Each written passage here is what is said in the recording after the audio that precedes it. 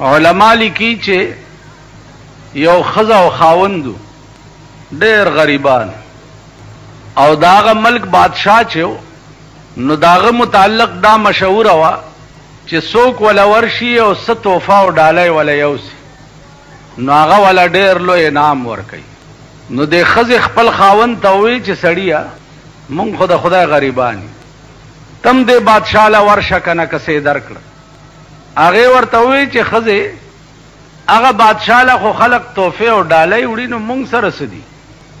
ښځې ورته وایي چې نور څه خو نشته، خو د پشکال میاشته او بارانونه شوي دي او دا ډنډې ډکې دي د اوبو نه، نو دې نه به درته منګی ډک کړمه، سر به یې وتړم او دا والا د خپل ملک تحفه یوسه. ویل ډېره ښه ده. منګی د ډنډې د اوبو نه ډک کړی دی او سر یې والا تړلی